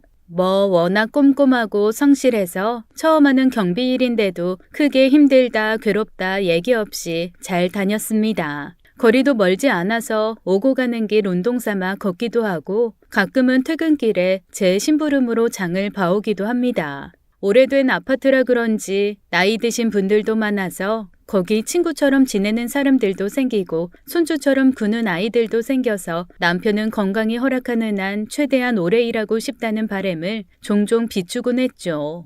하지만 좋은 일이 있으면 나쁜 일도 찾아오는 법인가 봅니다. 문제는 3달 전 남편이 경비로 일하는 동에 우리랑 비슷한 또래의 여자가 이사를 온 후부터 시작되었습니다. 아니 아저씨, 경비실이 무슨 호텔이에요? 냄새 올라오게 왜 여기서 뭘 데워 먹고 끓여 먹어요? 그냥 도시락 드세요. 위로 냄새 올라오잖아요. 이사 온 첫날 그래도 자기 딴에는 좀 돕겠다고 짐도 날라주고 엘리베이터도 잡아줬는데 그 여자가 짐 다 올리고 한 첫마디가 글쎄 냄새 난다고 뭐 끓여 먹지 말라는 거였답니다. 원래 경비실에서 식사를 해서 먹습니다. 아니 나가서 먹으면 그 시간 동안 자리를 비우게 되니까요. 누가 몰라요? 음식 냄새 올라오니까 그냥 샌드위치나 김밥 같은 거 먹으라는 거죠. 어차피 앉아있기만 하는데 몸 쓰는 일도 아니고 배 크게 고플 일 없잖아요. 늙을수록 소식해야지. 뭘 그렇게 대대적으로 끓여 먹겠다고? 아니 뭘 대대적으로 끓입니까? 그리고 5층이시잖아요. 1, 2층이면 몰라도 5층까지 이 냄새가...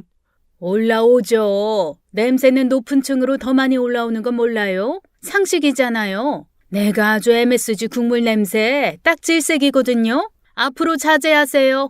사실 당시에는 너무 당황스럽고 어이가 없어서 그냥 대충 대답하고 얼버무렸다는데 진짜 문제는 그때부터였죠. 저기 선생님, 저 앞에 차가 연락처도 없고 길막 주차를 해서 그런데. 아이고, 그래요? 아이, 잠시만요. 이번에 새로 이사 온 집이네요. 조금만 기다려주세요. 제가 인터폰으로 연락을 한번 해볼게요. 여보세요? 여기 경비실인데요. 다름이 아니고 주차를 지금 잘못해. 아니, 지금 몇 시인데 연락해서 주차 얘기를 해? 감히? 네? 감이라고요? 아침 9시도 안 됐는데 어딜 감히 연락질이냐고. 그게 아니고 지금 주차를 잘못하셔서 다른 차가 못 나가. 이것 봐라. 쥐가 잘못한 건 모르고 어디서 말을 잘라? 그 당시 남편은 태어나서 처음 듣는 말과 대우에 너무 당황해서 그냥 인터폰을 들고 서 있었다고 하네요. 뭔가 낌새가 이상하다 싶었던지 옆에서 듣고 있던 남자 주민이 인터폰을 바꿔들었는데 몇 마디 주고받다 언성이 점점 높아지더니 글쎄 그 자리에서 싸움이 났답니다. 아니, 이 아줌마가 진짜 지금 차가 나가야 하는데 저렇게 두 자리 차지하면서 가로 주차를 해놓고 뭐가 잘났다고 소리를 지르고 욕을 해. 내려와, 내려와. 세상에 일이 커진 거죠. 결국 그 여자가 내려왔는데 글쎄 혼자 내려온 게 아니라 덩치가 씨름 선수만한 아들이랑 같이 내려왔다네요. 자기 엄마가 잘못한 건 안중에도 없었는지 험상궂은 아들이 내려오자마자 그랬답니다. 경찰입니다. 지금 폭언에 협박하신 건가요? 아니 이게 말이 됩니까? 아들 딱 앞세우고 그 여자는 팔짱 끼고 서 있고 잘못한 것도 없는 제 남편이랑 그 주민만 괜히 경찰이라고 하는 아들 앞에서 죄인처럼 있게 된 거죠. 경찰? 그것도 거짓말인지 아닌지 내가 어떻게 알아? 그리고 폭언? 차를 거지 개발사기처럼 내놔서 그것 좀 빼라고 하는데 그게 폭언이야? 지금 위협하시는 건가요? 여기 신분증 있고요. 이 동네 경찰서에서 근무 중인 경장입니다. 서해 가서 얘기하실래요? 우리 아들이 순경 그런 거 아니고 경장이야. 아니 법을 몰라 내가? 힘이 없어? 다 좋게 좋게 하면 나도 이렇게 해.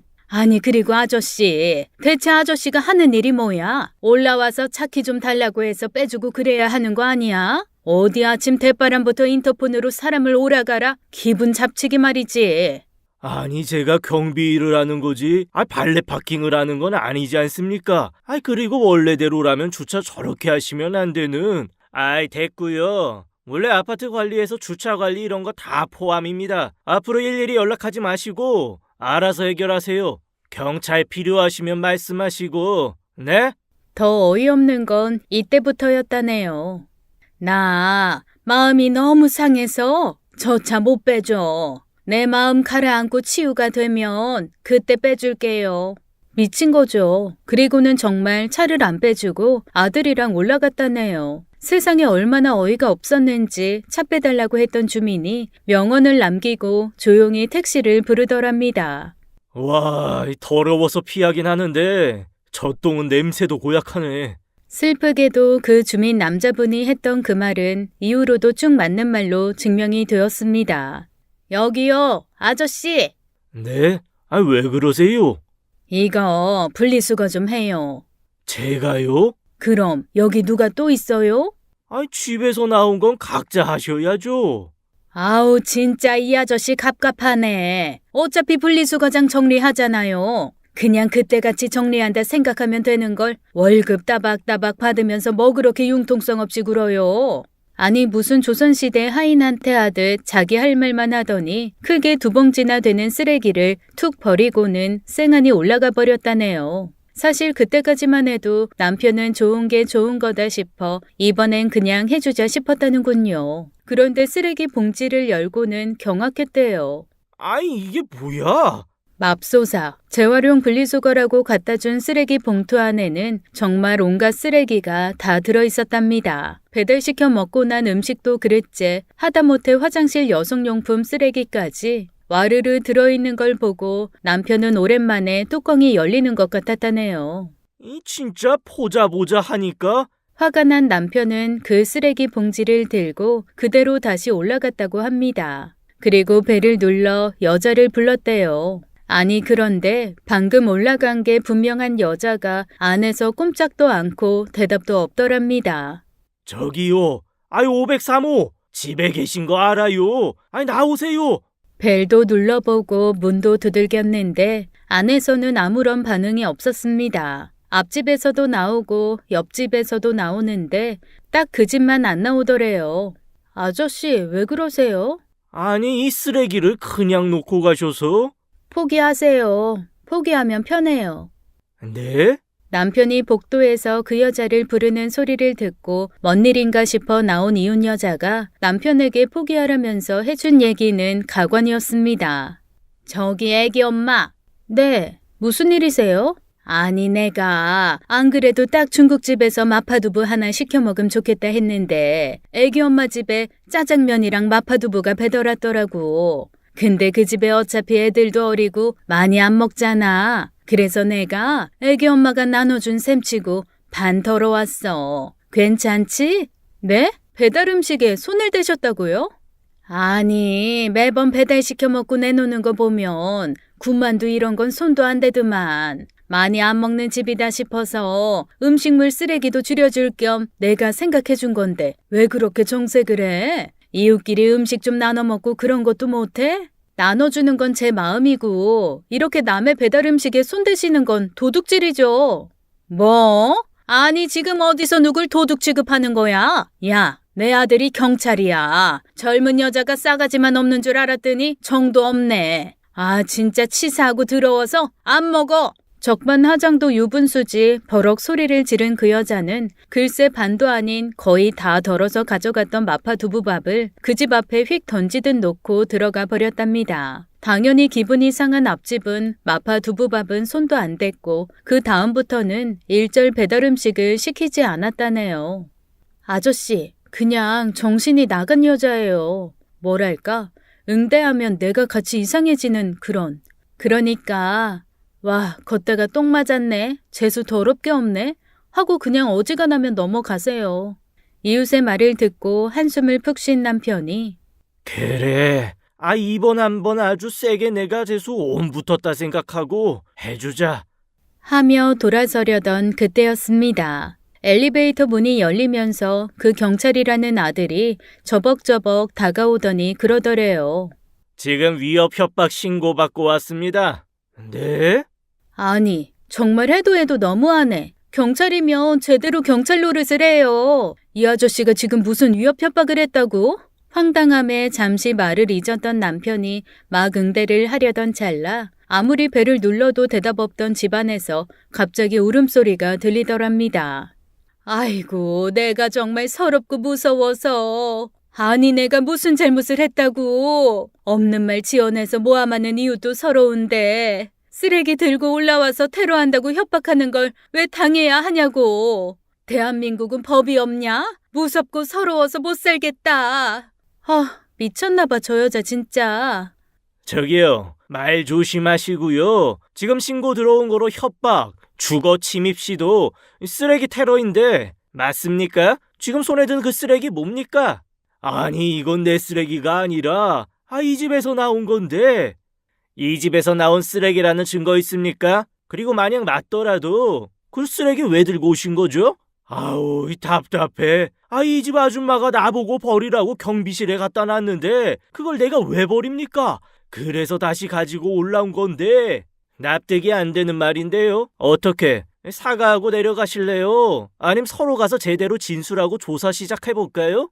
그때 남편 머릿속에 드는 생각은 하나였답니다. 이 콧구멍이 이래서 두 개구나. 하나였으면 나 기가 막혀서 벌써 죽었겠다. 내가 진짜 잘못 걸려도 단단히 잘못 걸렸구나.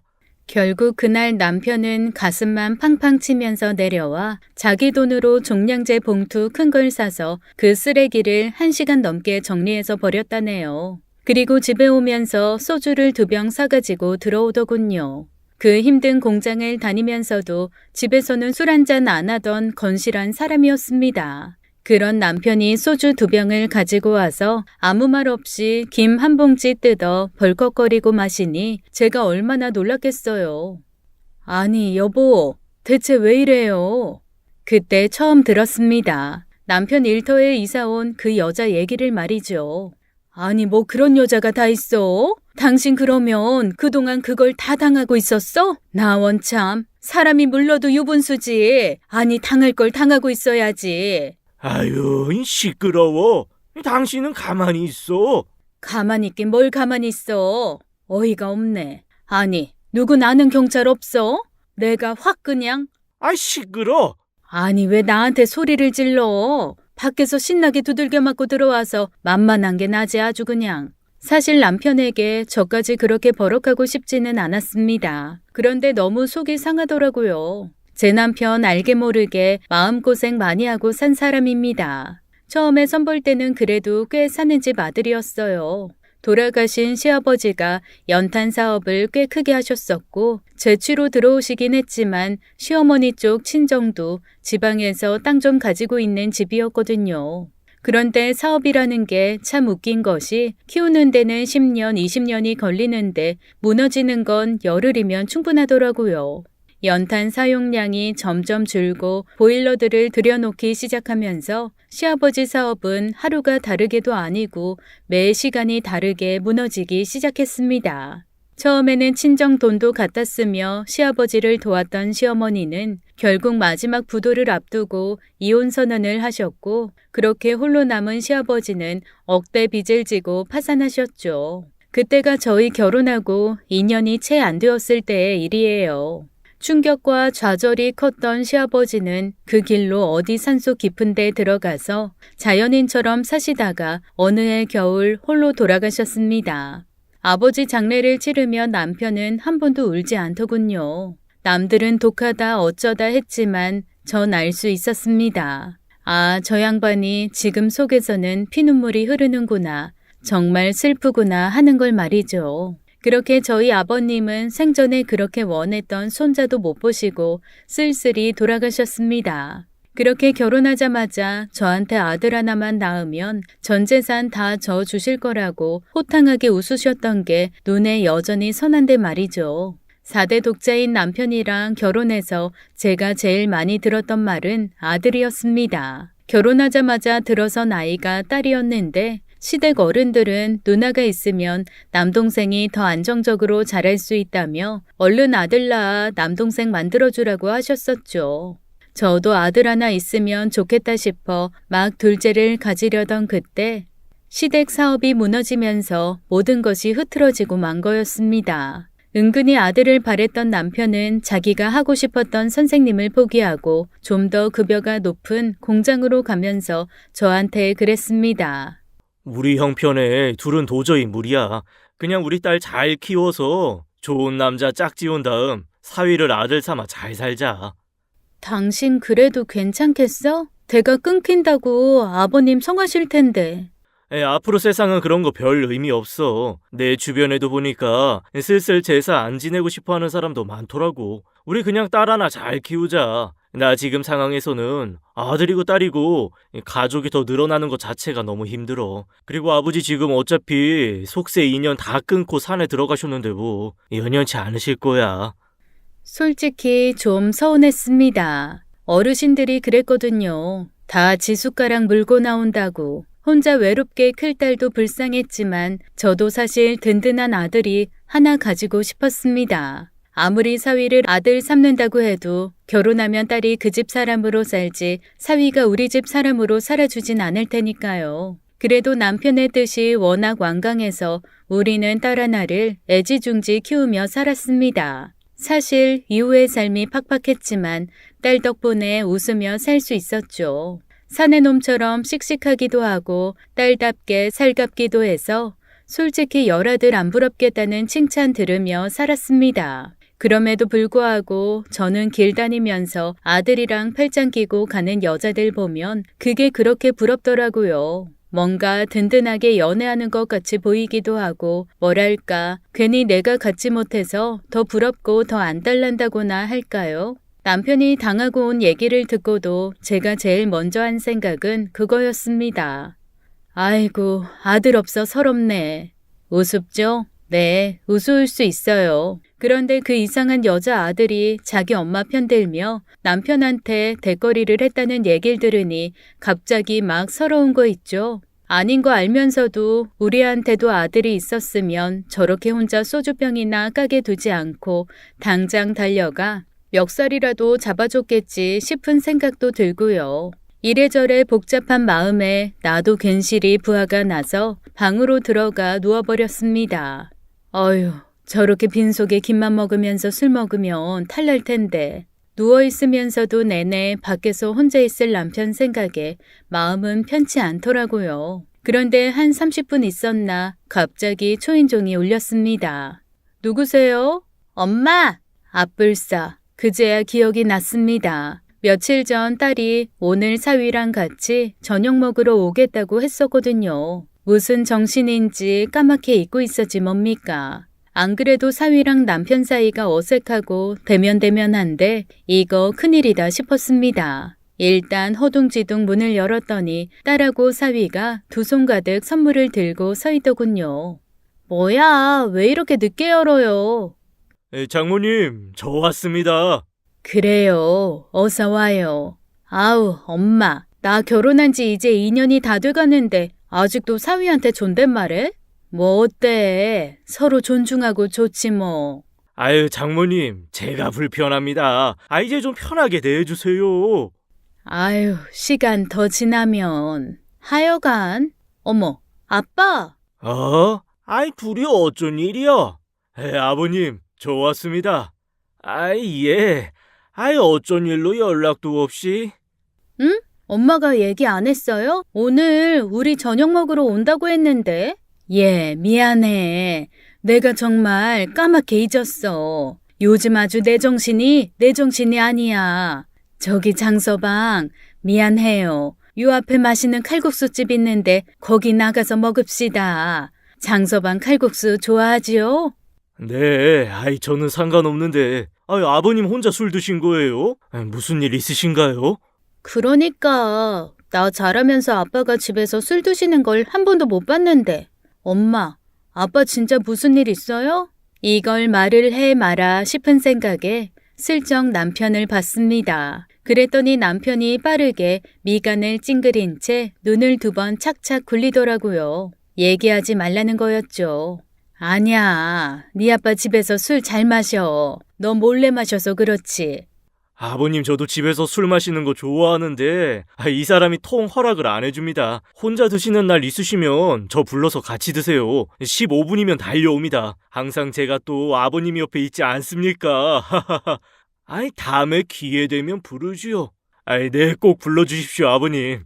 아유, 당신도 술잔 내려놓고 어서 옷 입고 나와요. 애들 배고프겠어. 칼국수집에 사람 많아지기 전에 얼른 가서 먹읍시다. 그날은 그렇게 어우렁더우렁 우르르 나가서 국수를 먹고 들어왔습니다. 뭔가 눈치가 빤한 딸이 자꾸 무슨 일인지 물었지만 남편도 나도 그냥 입을 꾹 다물고 아무 말도 하지 않았죠. 낌새는 있는데 둘 다 조개처럼 입을 다물고 있으니 딸도 사위도 별말 더 않고 가더군요. 그날 저녁이었습니다. 여보, 저기 애들한테 말할까? 시끄럽다니까. 아니 그래도 그 여자 하는 짓 보면 당신한테 어떤 짓을 더 할지 모르는데 우리도 뭔가 준비를 해야. 시끄럽다고. 내가 괜히 말했어, 괜히. 애들한테 그래도 말하는 게 어떻냐는 내 말에 남편은 등까지 돌려놓으며 온몸으로 반대 의사를 보이더군요. 에휴, 그래. 사실 나도 불편해. 애들 알아 뭐해? 그런데 당신 앞으로도 이상한 일 있으면 참지 말고 말해야 돼. 어? 알았어. 남편은 퉁명스럽게 대답과 함께 곧 잠이 들었습니다. 하지만 전 잠을 이루지 못해 이리 뒤척 저리 뒤척 새벽까지 한숨도 못 잤죠. 다음 날 너무 심란한 마음에 근처에 사는 여동생을 찾았습니다. 그리고 자초지종을 털어놓았고요. 대나무 숲을 한 것처럼 마음은 좀 편해졌습니다. 완마, 대굴박에 똥이 차서 입 열면 흘러나오는 인간이 거기 또 있네. 언니, 아니, 난 언니도 그렇고 형부도 그렇고 진짜 이해가 안 되네. 그게 뭐 창피해서 숨길 일이라고 자꾸 가리긴. 나도 그렇고 네 형부도 그렇고 아직 막 얘기하고 그럴 마음이 아니야.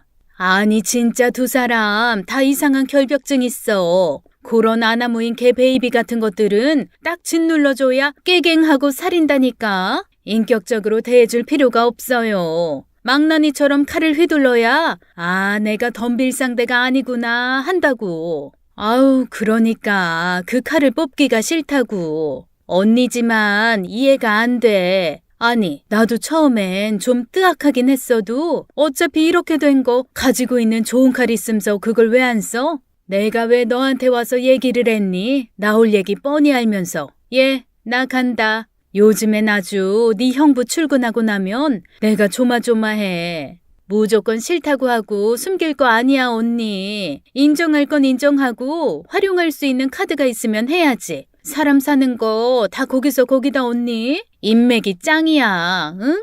여동생이랑 얘기를 한다고 해서 별로 달라질 것이 없을 건 알았습니다. 그래도 어딘가에 말을 했다는 걸 위안으로 삼으면서 집으로 오는 길 어쩐지 마음이 쓰여 남편이 일하는 아파트 쪽으로 걸음을 옮겼습니다. 사실 사는 집이랑 남편이 일하는 아파트는 걸어서 10분에서 15분이면 가는 가까운 거리입니다. 하지만 어쩐지 남편이 불편해할 것 같아서 그쪽에 훨씬 품질 좋고 싼 마트가 있음에도 불구하고 아예 걸음조차 안 하고 있었는데 이상하게 한번 가보고 싶더라고요. 이 사람이 있는 게 410동이랬으니까 저긴가? 혹여나 남편이 날 볼까봐 담장에 몸을 붙이고 천천히 움직였습니다. 그때였죠. 저 여자구나. 여자의 촉이란 때론 신들린 무당보다 정확할 때가 있죠. 어떻게 생긴 여자라고 들은 적도 없고 사진을 본 적은 더더욱 없으며 하는 행동 외에는 그 어떤 정보도 없는데 한눈에 알 수 있었습니다. 저 앞에 걸어오는 여자가 남편이 말한 그 여자라는 걸 말이죠. 그 여자는 한 손으론 카라멜을 까서 껍질은 그대로 길에 버리며 걸어오고 있었습니다. 어깨에는 전화기를 끼고 누군가랑 통화를 하고 있었죠. 무슨 걱정이야? 내 아들이 경찰이야. 속 썩이는 거 있으면 명단 적어놨다가 가져와. 우리 아들? 아우, 동네 순찰 다니는 순경 아니라니까. 경장이라나? 여튼 경찰서 가면 밑에 자잘자잘한 애들이 깍듯이 인사하고 그래. 아이고, 경장 가지고 지금 저렇게 뻗대는 거야? 내가 진짜 확. 잠깐 전화 좀 끊자. 여기 쑥이 많다. 나 좀 뜯어가야겠다. 응? 아니 뜯어서 쌓아놓고 저 경비 보고 집에 좀 갖다 놓으라고 하면 되지 뭐. 아유 그럼 해주지. 지가 안 하고 배겨? 경비 주제. 다 말 듣게 돼 있어. 하하하. 가끔 영화를 보면 말이죠. 두 주먹을 불끈 쥐고 거기에 쫙 빛이 맴돌면서 슈퍼 울트라 파워 핵 불주먹이 돼가지고 망치처럼 앞에 있는 적을 꽝꽝 때려 땅에 박아놓고 그런 장면들이 나오잖아요. 그 말을 듣는 당시 제 심정이 딱 그랬습니다. 마음 같아서는 당장 뛰어나가 멋지게 한 대 갈기고 싶었는데 꼭 쥔 제 주먹이 생각보다 작더군요. 이걸로 때려봐야 볼따구에 있는 여드름이나 몇 개 터지고 말겠다 싶어 꾹꾹 참고 서 있는데 그 여자가 전화를 끊고 제 쪽으로 걸어왔습니다. 뭘 봐요? 아니 왜 다짜고짜 시비야? 뭘 보냐고요? 누구 좀 기다려요. 저 옆으로 가서 기다려요. 나 여기서 쑥 좀 뜯게. 이런데 쑥은 공기 오염돼서 먹으면 안 좋다던데. 웃기는 여자네. 누가 물었어요? 별걸 다 참견하고 난리야. 그 짧은 대화에서 저는 깨달았습니다. 이 여자는 온몸에 가시를 단 정신 나간 여자라는 걸요. 건드리면 괜히 찔리는 사람만 손해고 가까이 있으면 무조건 이유도 없이 상처 입을 게 뻔한 여자였습니다. 아유, 죄송해요. 빠르고 신속하게 사과를 하고 저는 조금 떨어진 곳에 서서 누굴 기다리는 척 전화기도 보고 고개도 좀 빼보고 하면서 멀리 보는 척을 했습니다. 누가 봐도 쑥보다는 잡초가 더 많이 섞인 풀더미를 만든 여자는 한동안 쭈그리고 앉아있다가 일어났습니다. 그리고 바로 아파트 쪽, 아니 더 정확하게 말하면 남편이 있는 쪽을 향해 소리를 지르더라고요. 아저씨! 이리로 좀 와봐요. 아저씨! 충분히 들리기는 했을 거리인데 남편이 머리에 총 맞은 것도 아니고 그 소리 듣고 올 리가 있나요? 아우 진짜 저 아저씨 귀가 먹었나? 귀찮아 죽겠네 정말. 여자는 잔뜩 짜증을 내며 직접 남편을 부르러 가는 것 같았습니다. 가는 동안에도 얼마나 아저씨를 불러대는지 아주 제 귀가 다 먹먹하더군요. 에이씨 망할 것. 그 여자가 시야에서 사라지자마자 저는 얼른 쌓여있는 쑥을 발로 뻥 차버렸습니다. 그리고 발로 탁탁 뭉개버렸죠. 쑥대밭이 뭔지 한번 봐라 이거사. 쌓여있던 쑥을 싹 다 뭉개고 나서 전 얼른 자리를 피했습니다.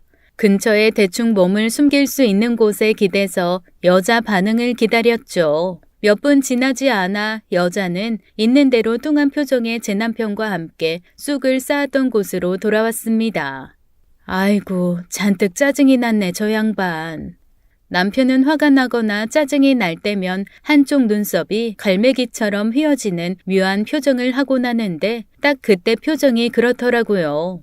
누가 봐도 그 여자 성화에 억지로 끌려온 게 분명했죠. 아저씨, 여기 있는 쑥.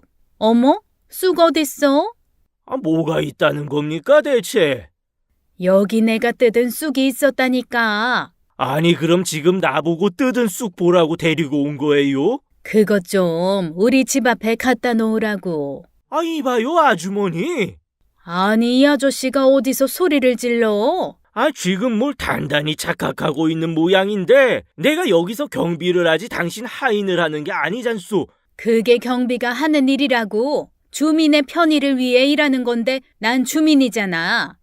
주민 좋아하시네. 진상 중에 상징상이지 당신이. 이건 제가 의도한 게 아니었습니다. 전 그냥 그 여자가 약이나 오르라고 뜯은 쑥을 발로 차버린 건데 그걸 가지고 제 남편이랑 이렇게 대거리를 하면서 싸울 줄은 몰랐죠. 내가 너무 저 여자를 띄엄띄엄 봤네. 예사로 두른 게 아니었는데 아주 상또라인데 내가 잘못했네. 참다 폭발을 했는지 평소 목소리 크면 이기는 게 아니라 지는 거라고 했던 남편도 더 이상은 참지 않았습니다. 내가 아주 오늘은 가만 안 있어. 이웃들도 아줌마 때문에 얼마나 힘들어 하시는지 알기나 해? 데려오라고. 아주 경찰한테 가서 딱 시시비비 가리자고. 누가 왜 나 때문에 힘들다고 하는지 다 데려와. 안 데려오면 아저씨 나 없는 사실로 협박한 거야. 알았어? 아이고, 데려오라 그러면 내가 못 데려올까 봐서 아주 상식도 없고 교양도 없는 게 말단 경찰 하나 끼고 산다고 잘난 척은? 뭐야? 너 말 다 했어?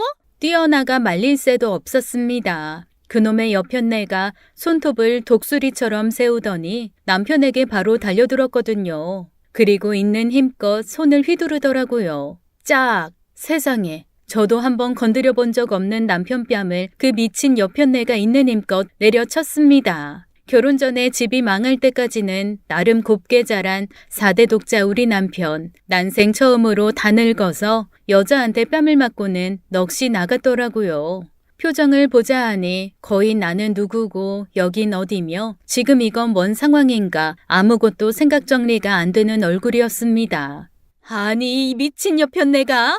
남편이 맞는 걸 보고 눈이 돈 건 제 쪽이었습니다. 숨어있다 튀어나가 들고 있던 가방을 바로 휘둘렀죠. 별로 든 게 없는 가방이었지만 어깨가 빠지도록 휘두른 덕분에 아주 스냅 찰지게 그 여자의 뒤통수를 가방이 후려쳤습니다. 빡! 아이고 대가리에 들은 게 똥밖에 없는 줄 알았는데 그것조차 안 들었나 보네. 텅 빈 바가지 깨지는 소리가 나냐 왜? 악! 그 여자는 마치 귀신을 본 것처럼 뒤통수를 쥐고 나와 남편을 번갈아 쳐다봤습니다. 넌 뭐야? 마누라다. 뭐? 순간 이게 무슨 일인지 파악이 안 되었던 여자는 달려들던 날 붙들고 달래는 남편과 씩씩거리는 나를 번갈아 보다가 고개를 끄덕이며 비아냥거리기 시작했죠. 오, 아주 너희가 조직적인 부부 사기단이었구나? 뭐? 사기? 여기서 누구 기다린다더니 그거 다 나 끌어들여 골탕 먹이려고 작전 짠 거지? 아이고 놀고 있네 진짜. 쑥인지 잡초인지도 모르고 뜯어놓을 때부터 머리 나쁜 건 알았다 내가. 너구나, 내 쑥 훔친 게. 더러워서 저도 안 먹어. 그리고 그게 네 거냐? 아파트 거지? 입은 삐뚤어졌어도 말은 바로 해야지. 여보, 그만해. 이상한 여자야. 말 섞을 거 없어. 짝 으르렁거리며 덤비는 날 말리며 남편이 한마디 했을 때였습니다. 이번에는 남편의 반대편 뺨을 그 여자가 때리는 게 아니겠어요. 졸지에 쌍따귀를 맞은 남편은 거의 반 넋이 나가 보였습니다. 네가 뭔데 때려?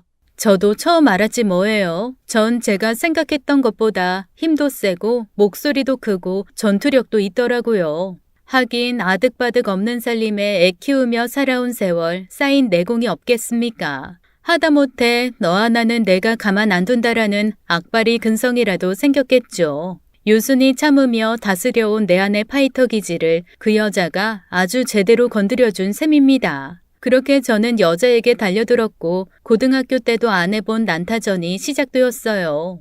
사실 난타전이라기보다는 악으로 깡으로 방어하는 저와 정말 쥐어 패겠다고 덤비는 그 여자의 공격의 연속이었지만 말이죠. 남편은 말리다가 괜히 몇 대 더 맞고 모든 전의를 상실했고 오히려 지나가던 주민이 경찰에 전화를 해서 순경 둘이 사이렌 울리며 아파트로 들어섰을 때야 저랑 그 여자는 씩씩거리며 서로한테 덤비던 걸 그쳤습니다.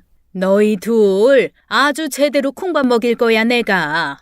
아이고 콩밥도 비싼데 먹여준다는데 고맙지 오히려. 당신도 그만해 좀. 지금 누구 때문에 이 지경이 됐는데요. 누가 거기서 멍청하게 뺨 맞고 있으래? 나도 너무 갑작스러워서 놀래가지고. 먼저 맞으셨어요? 네.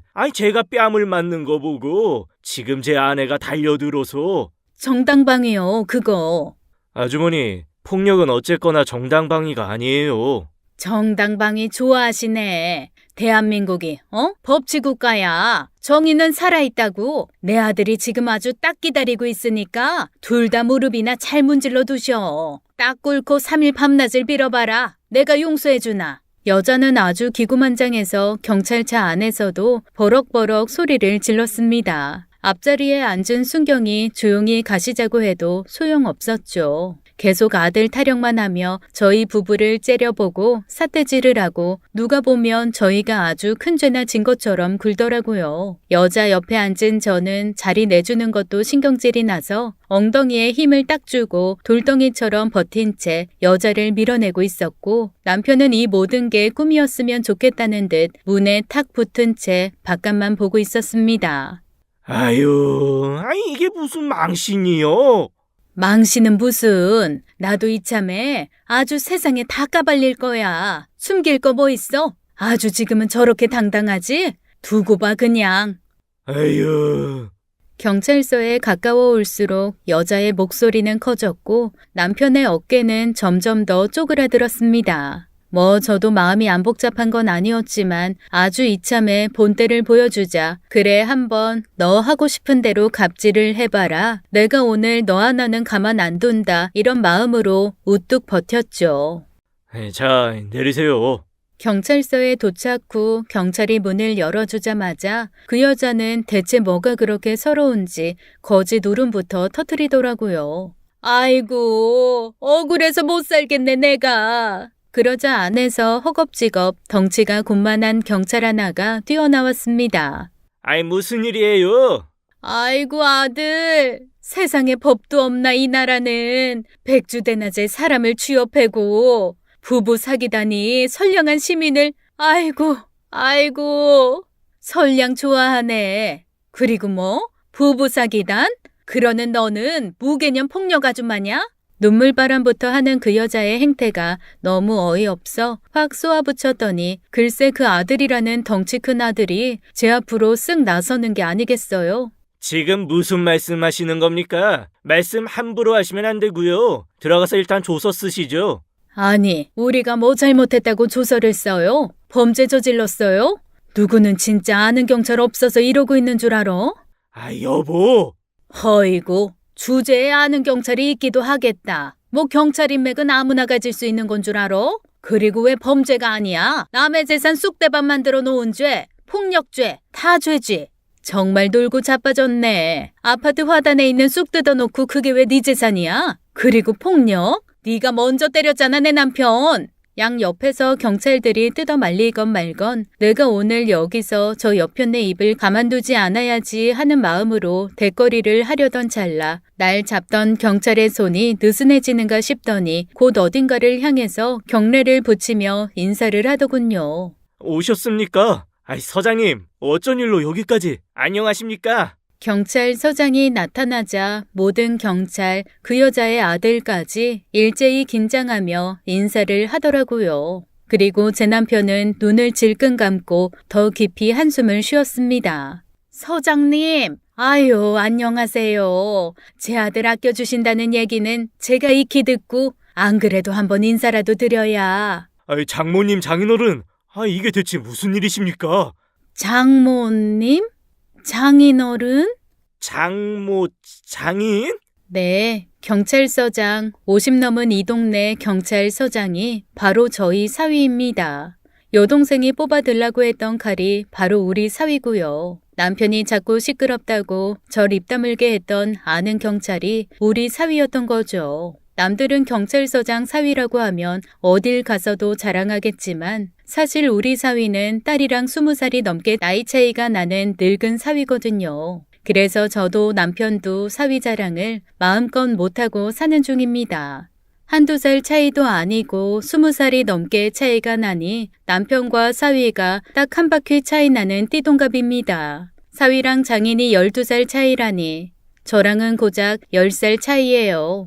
어렸을 때 만났으면 한 동네서 야 너하고 놀았을 나이 차이에 장인 장모 사위로 엮였으니 저희는 여전히 사위가 어렵고 어색하거든요. 애지중지 귀하게 키운 딸이 25살이던 2년 전이었습니다. 솔직히 남편이랑 저는 딸이 30 넘고 40 다 돼서 시집 간다고 해도 서운할 판이었죠. 그런데 그 녀석이 대학 졸업하고 바로 취업하는 신통한 짓을 하더니 1년 만에 중대 발표가 있다고 우리 부부를 불러 앉히더라고요. 그래서 처음에는 이게 공부가 더 하고 싶어서 유학을 가겠다고 하는 건가, 그러면 따라가서 뒷바라지를 해줘야 하나 말아야 하나, 아니면 사업을 하고 싶다고 돈을 달라고 하는 건가, 그렇다면 집담보로 대출을 받아줘야 하나 아니면 말려야 하나 둘이 오만 상상을 다 했었습니다. 나 할 말 있어. 그게 뭔데? 아빠, 엄마, 저 결혼할래요. 뭐? 결혼? 누구랑? 경찰이에요. 아이, 경찰? 아빠는 별론데 위험하지 않아? 현장에서 막 뛰는 건 아니고 서장이라서. 서장? 젊은 나이에 빨리 성공했네. 젊지는 않아. 나이가 어떻게 되는데? 아빠랑 비슷해. 그날 딸 말에 너무 놀란 남편은 마시던 물이 채에 응급실까지 다녀왔고 저는 며칠을 그대로 알아두었습니다. 딸이 중요하게 할 말이 있다고 했을 때 결혼하겠다는 선언일 줄은 정말 꿈에도 생각을 못했고 남편감이라고 데려온 남자가 제 아빠랑 띠동갑 동생뻘인 늙은 남자일 거라는 건 꿈속의 꿈에서도 상상하지 않았던 거였죠. 그래서 처음 몇 달은 머리 싸매고 누워 반대도 해보고 사위를 따로 만나서 설득도 해봤습니다. 뭐 결국은 자식 이기는 부모 없다에 저희도 해당되었지만요. 딸은 너무 확고했고 만나보고 얘기해보니 사위도 나이 빼고는 나무랄 곳이 없었습니다. 성실하고 착한데 일에 매진하느라 혼기를 놓친 거였고요. 나이가 너무 많아 재혼일까봐 더 반대했는데 그건 아니었고 오히려 일 때문에 만났다가 먼저 반한 건 우리 딸이었다네요. 22살 나이 차이에 결혼은커녕 연애도 언감생심이라 생각했는데 우리 딸이 밀어붙였다니 저희가 오히려 할 말이 없었죠. 사돈댁에서는 그저 일만 하던 늙은 아들 좋다 해준 제 딸이 고맙고 예뻐서 저희는 사실 딸 시집 보내면서도 돈 든 게 하나 없었을 정도였습니다. 사위도 그동안 모은 걸로 사둔 집이 있었고 살림도 시부모님이 채워주시겠다고 고집하셔서 저랑 남편은 진짜 사위한테 양복 한 벌 구두 하나 해준 게 전부였거든요. 여전히 나이 많은 사위가 어색해서 어디 같이 나가는 것도 안 하고 말도 편하게 못 놓지만 그래도 한 구석에서는 믿음직스러운 구석도 있긴 했습니다. 다만 사위가 서장으로 있는 경찰서가 집 근처이다 보니 혹 동네 사람들 입방아에 오르내릴까 쉬쉬하고 조심한 건 있었죠. 제 딸이 너무 어리고 그런 딸이 나이 든 남자한테 시집 갔다고 하면 말만 들기 좋아하는 사람들이 무슨 말을 할지 뻔하니까요. 아마 사위가 속이 깊어 그런 걸 알고 있어서 저희한테 서운한 게 있어도 티를 안 냈을 거고요. 특히 남편은 사위를 많이 어려워했습니다. 난 아무리 봐도 장서방이 사위 같지가 않아. 이 경찰이신 장 선생님 같아. 제가 사위한테 좀 곁을 주라고 할 때마다 남편이 했던 말이에요. 딸도 서운함을 몇 번 표시했지만 워낙 지아빠가 소심한 구석이 있다는 걸 알아서인지 굳이 강요하지는 않고 기다리고 있는 상태였죠. 그런데 하필 이런 상황으로 사위를 만나게 된 겁니다. 남편으로서는 아마 뺨 2대 맞고 머리 좀 쥐어뜯긴 것보다 버선발로 뛰어나와 남편 손을 잡는 사위 보는 게 더 창피했을 거예요. 아니 장인어른 이게 대체 무슨 일이세요? 뺨을 맞으셨다고요? 아니 어디서요? 어떤 놈이요? 와, 처음 알았습니다. 늘 허허실실 웃으며 넉살 좋게 장인어른 장인어른 하면서 술 좀 마실 때 불러주세요. 편하게 장서방 불러주세요 하길래 몰랐는데 괜히 경찰서장까지 올라간 게 아니더라고요. 눈에 힘 빡 주고 목소리 깔고 나지막히 소리를 딱 지르는데 사위한테 반할 뻔했습니다. 그 카리스마라니. 나이 든 늙은 남자한테 정줄 놓은 바보가 내 딸이다 싶어 가슴 쳤던 시간이 있었는데 한순간에 이해가 되었습니다. 아, 반할 수 있겠더라고요. 반할만 하더라고요. 사위는 제 남편의 어깨를 딱 둘러안고 주변을 둘러보며 매섭게 말했습니다. 제대로 상황 파악해서 보고들 해. 일제히 대답하는 경찰들 사이로 조금 전까지만 해도 기세 등등했던 그 여자랑 아들만 제 눈에 들어오더라고요. 어휴, 그새 어디서 밀가루라도 뒤집어 썼나 아주 둘 다 얼굴이 하얘져서 어쩔 줄을 모르는 게 아주 입안에서 깨 한 바가지가 볶이는 중인 듯 고소했습니다. 장서방, 나는 글쎄 머리를 뜯겼지 뭔가. 아니 어머님도 맞으셨어요? 나야 그냥 머리 좀 뜯기고 등짝 좀 맞았는데 자네 장인은 뺨을 2대나 맞으셨네. 2대. 한 대도 아니고 2대요? 아니 대체 무슨 일이? 경비 주제에 아파트 단지 내 쑥 뜯은 거 자기 집으로 배달 안 했다고 맞았다네. 그게 말이 돼요? 아니지. 그거 제대로 공정하게 제가 조사하게 하겠습니다. 주변 주민들 탐문도 하고. 일부러 제가 사위한테 이런저런 말을 걸며 앵겨 붙었죠. 세상에 그랬더니 악다구니하며 달려들던 그 여자가 갑자기 제 바지가랑이를 잡고 사모님이라고 부르대요. 저기요, 사모님. 여기 사모님이 어딨어요? 방금 전까지만 해도 나 여편네였는데. 아니요, 저기 사모님. 제가 그러니까 누구신지 모르고. 박 경장, 자네 어머니이신가? 네, 그렇습니다. 우리 장인 장모님하고 일에 있으신 모양인데 모시고 들어와. 그래도 시시비비는 가려야지. 저희 엄마가 잘못하셨다는데요. 예. 잘못하셨다고 합니다. 야! 아유, 들어가서 정정당당하게 시시비비 가려야죠. 대한민국에 법이 없나? 대한민국이 법치국가라며. 정의는 살아있다며. 아들이 지금 아주 딱 기다리고 있으니까 둘 다 무릎이나 잘 문질러 두라며요. 3일 밤낮을 빌어봐도 용서 안 할 거라면서요. 그런데 왜 갑자기 그래요? 아니, 그러니까 그건 제가... 자, 서로 감정이 좀 격해지시는 것 같은데 어떻게 그냥 여기서 좋게 말로 해결하시겠어요들? 아니면 정말 들어가서 조서 쓰실래요? 아유, 말로 해야죠, 말로. 법대로 하자니까요. 사모님, 제가 가끔 눈이 좀 헷가닥 돌 때가 있어요. 그냥 한 번만 너그러이 남편 말 들어보니까 가끔 헷가닥이 아니고 항상 헷가닥인 것 같던데 무슨. 그니까요. 가끔 헷가닥 하면서 제정신 된다고요. 그러니까 이번에는 그냥 넘어가 주세요. 네? 아니 왜요? 뻑하면 불러대던 경찰애들 앞세워서 경비 주제에 하더니 갑자기 왜 이래요? 그 공정한 경찰, 우리 아들이 내 잘못이라 하잖아요. 네? 정말 너무 빈대떡 뒤집듯 후딱 입장을 뒤집어 버리니 너무 어이가 없어서 할 말이 없더라고요. 한심하다는 듯 모든 광경을 보고 있던 남편이 한숨을 푹 쉬며 밖으로 나왔습니다. 여보, 아이 그냥 가지. 왜 그냥 가요? 제대로 사과라도 받든가. 아저씨, 죄송해요. 제가 앞으론 잘할게요. 아니요, 잘하실 것도 없고 그냥 아무것도 하지 마십시오. 그게 저 도와주는 겁니다. 남편의 말에 그 여자는 살짝 셀쭉하면서도 아무 소리 못하더군요. 그런데 활용 정점은 그때부터였습니다. 쭉 고개를 외로 꼬고 한숨만 푹푹 쉬던 남편이 무슨 생각을 한 건지 갑자기 어깨 딱 펴고 고개를 번쩍 들더니 글쎄 이러더라고요. 장서방, 자네 거 술 한잔 하지? 오늘 저녁에. 어머어머, 이 사람 봐. 지금 뭐래? 장서방? 자네? 갑자기 말도 놓고 저렇게 장인어른 노릇을 한다고? 어머, 웃기네 내 남편.